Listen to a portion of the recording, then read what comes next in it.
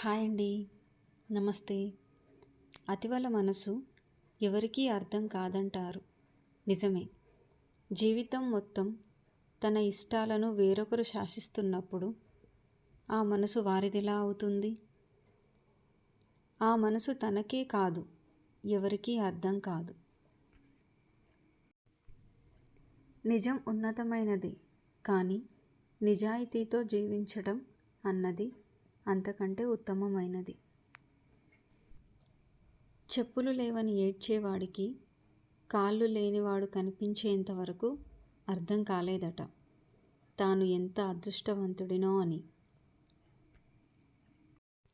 ఆకాశం వైపు చూడాలంటే తలెత్తుకోవాలి. అదే ఆకాశంలా మారాలి అంటే కష్టపడాలి. కష్టపడి ఆకాశంలా మారతావో లేక ఆకాశాన్ని చూస్తూ కలలను కంటూ ఉండిపోతావో నీ ఇష్టం.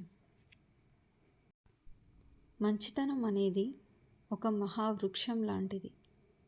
ఎవరెంత నరికినా అది మళ్ళీ మళ్ళీ చిగురుస్తూనే ఉంటుంది. గుండె లోతుల్లో నుండి జీవం పోసుకుంటూనే ఉంటుంది. 100లో ఒకరిలా ఉండకు, 100లలో ఒక్కరిలాగా ఉండడానికి ప్రయత్నించు.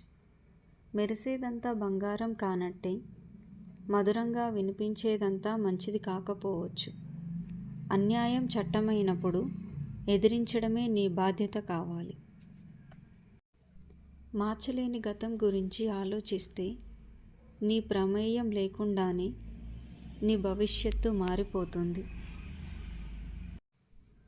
కావాలన్నా తిరిగి రానిది గతం, వద్దనుకున్నా వచ్చేది మరణం.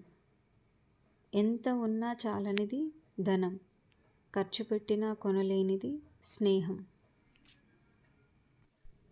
సముద్రంలో నీరు దండిగా ఉంటుంది, కానీ దానితో దాహం తీరదు. అలాగే మన చుట్టూ మనతో చాలామంది ఉంటారు, మంచిగా మాట్లాడతారు, కానీ మన కోసం ఎప్పుడూ ఎవరూ రారు.